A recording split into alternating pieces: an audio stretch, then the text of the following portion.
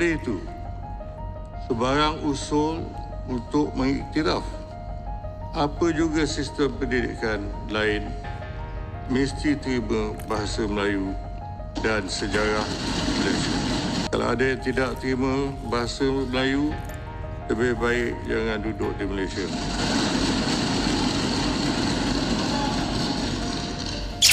Assalamualaikum warahmatullahi wabarakatuh dan salam sejahtera. Sebelum ni aku ada cakap pasal remote control paling power dekat negara ni, dan aku ambil contoh Sultan Selangor Duli Yang Maha Mulia Sultan Sharafuddin Idris Shah Al-Haj Ibnu Almarhum Sultan Salahuddin Abdul Aziz Shah Al-Haj berkenaan isu ladang ternakan babi dekat Tanjung Sepat. Okey, dengan satu titah saja boleh buat satu kerajaan negeri busy 24 kali ganda lebih daripada biasa. Dan dah tentunya untuk kesejahteraan rakyat baginda sendirilah. Semalam pula satu lagi contoh yang sama, yang di-Pertuan Agong Sultan Ibrahim Ibn Almarhum Sultan Iskandar berucap dekat Dewan Rakyat Parlimen Malaysia sempena istiadat pembukaan mesyuarat pertama penggal kelima Parlimen ke-15. Okey, apabila YDPA bertitah, kalau tak boleh terima bahasa Melayu dalam sistem pendidikan, jangan tinggal kat Malaysia. Rasa-rasa ada tak yang sentap? Adalah tu kan. Persoalan bagi setengah orang tentang titah tuanku semalam ialah, adakah titah tuanku itu resis? Adakah titah itu zalim? Adakah titah itu buat negara ni jadi tak inklusif?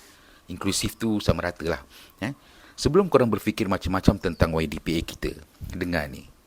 Mana datang resis dan zalim dalam titah ucapan tuanku semalam? Baginda bertitah pasal sistem negara, lebih tepat lagi sistem pendidikan. Nak tak nak kita kena akui, isu ni memang ada kaitan rapat dengan satu sijil bernama UEC.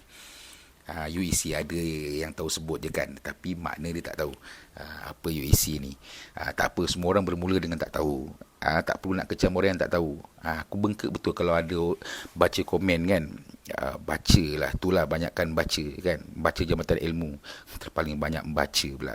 Padahal dia pun baru tahu baca komen-komen lain kat situ. So jangan sombong.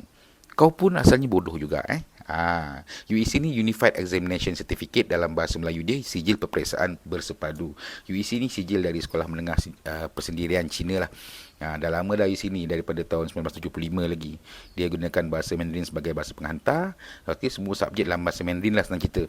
Bahasa Inggeris jadi subjek wajib tambahan, tapi bukan bahasa pengantar utama lah. Yang utama tadi Mandarin tadi. Ada belajar bahasa Melayu tapi bukan dalam medium utama. Okay, sejarah pun ada belajar sejarah tanah Melayu, tapi umpama sejarah tanah besar Cina tu 10 bab, tapi sejarah tanah Melayu 2 muka surat je. Lebih kurang macam tu lah. Dia orang lagi kenal Maharaja Cina dari Sultan Mahmud Mangkat di Julang. Sijil ni sah, UEC ni sah, boleh masuk universiti luar negara. IPTS pun terima. Dan UEC ni lebih laku kat luar lah berbanding dengan STPM. Tapi masalah dia cuma satu. Bila ada pihak desak nak ia diiktiraf setara dengan sijil nasional yang lain, untuk masuk ITPA, untuk masuk sektor awam kan, kat sinilah negara kena tanya diorang balik. Kalau nak jadi sebahagian sistem rasmi negara, kau yang kena ikut peraturan aku atau aku kena ikut peraturan kau? Dan daripada titik ini jugalah YDPA masuk pertahankan keeksklusifan bahasa Melayu dan sejarah tanah Melayu dari cubaan mendowngradekannya dalam sistem pendidikan kita. Macam mana kita nak cakap yang kita satu-satunya yang berdiri paling tinggi di puncak gunung, kalau ada seorang lagi berdiri dekat sebelah kita? Bahasa eksklusif lagi ke kita masa tu? Kan? Okey, aku nak cakap terus terang lah. Kalau ada yang kata Malaysia ni diskriminasi pasal pertahankan bahasa Melayu, cuba kau tengok Jepun, Korea, Perancis. Diorang pun tegas dalam bahasa diorang. Kan? Bahasa kebangsaan diorang memang jadi asas pendidikan dekat sana. Kena kat Malaysia takkanlah kau kata diskriminasi pula kan. Cuba kau pergi Tokyo, try kau buka sistem peperiksaan ataupun sistem pendidikan kebangsaan dalam bahasa Mandarin atau bahasa Tamil. Tak sempat exam, kau dah kena halau dengan polis angkasa gaban kat sana. Hakikat dia mudah je tuan-tuan dan puan-puan. Negara ada bahasa rasmi. Perlembagaan Malaysia Perkara 152 menetapkan bahasa Melayu sebagai bahasa kebangsaan dan bahasa rasmi dalam urusan kerajaan. Tapi tetap membenarkan penggunaan bahasa lain untuk tujuan bukan rasmi. Pendidikan arus perdana ialah urusan rasmi kerajaan. So, sistem pendidikan rasmi wajib guna bahasa Melayu sebagai bahasa tunjang. So, jelaslah kat sini apa yang dititahkan oleh YDPA itu bukan isu perkauman, bukan diskriminasi. Itu ialah definisi negara yang berdaulat. Okey, UEC boleh wujud, tak ada siapa haramkan. Okey, sekolah Cina persendirian pun boleh wujud, tak ada siapa nak robohkan.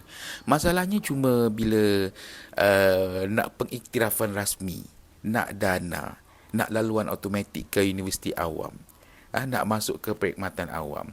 Tapi masa yang sama nak jadikan bahasa kebangsaan, bahasa Melayu sebagai subjek sampingan.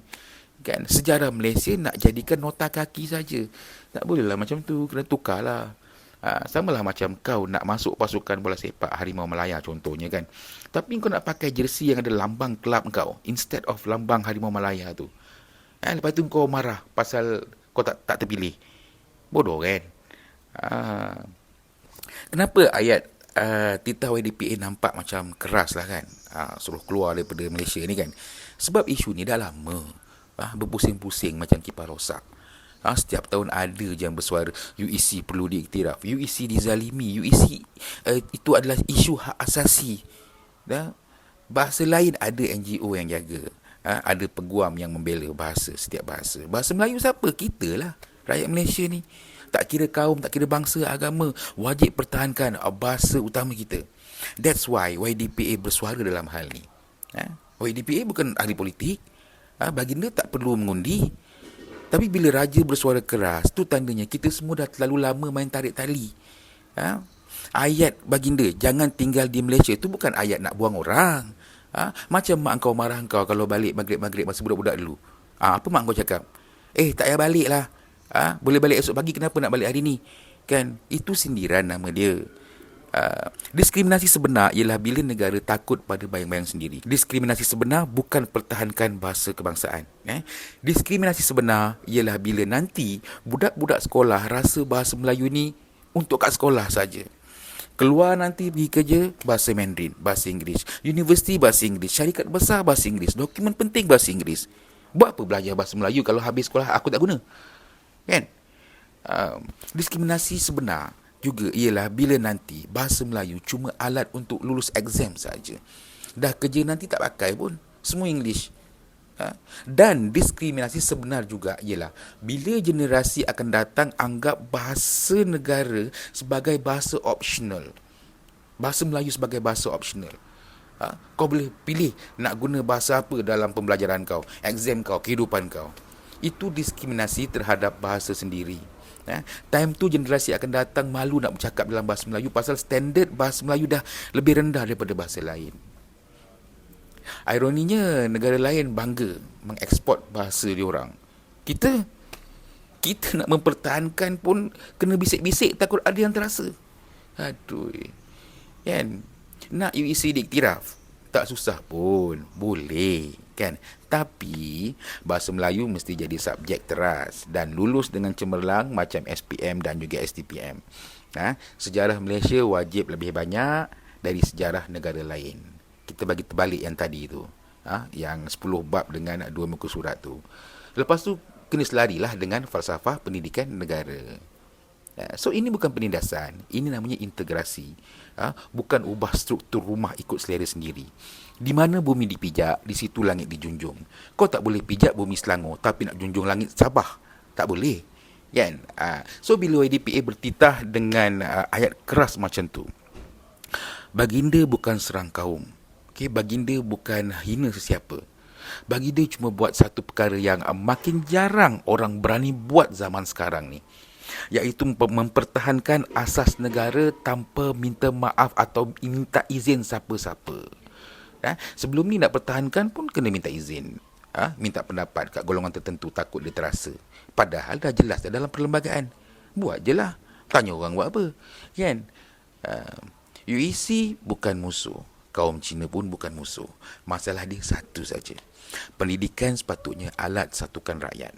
Tapi bila banyak sangat sistem setara yang bergerak serentak sendiri, benda ni akan jadi alat pisahkan identiti kita.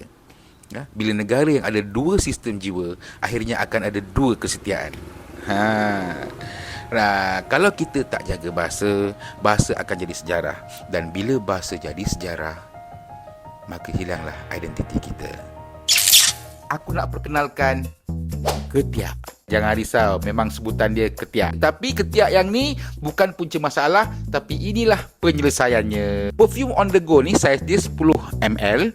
Masuk poket boleh, masuk beg boleh, masuk dashboard kereta, lori pun boleh. Wangian tahan lebih 8 jam bergantung apa yang korang buat dan dekat mana korang berada. 3 semburan sehari boleh tahan dekat 100 hari. Untuk lelaki ada, untuk perempuan pun ada. Bau maskulin ada, bau manis ada, bau fresh ada, international brand punya bau pun ada juga. Ni sebenarnya projek khas bulan puasa dan raya. Tapi kalau sambutan okey, apa salahnya aku nak sambung sampai raya tahun depan kan? Nak pergi bazar ke, nak pergi terawih ke, open house ke, biarlah kita wangi dulu, baru kita buat perangai. Lepas ni, bau ketiak tak seperti yang kau bayangkan sebelum ni.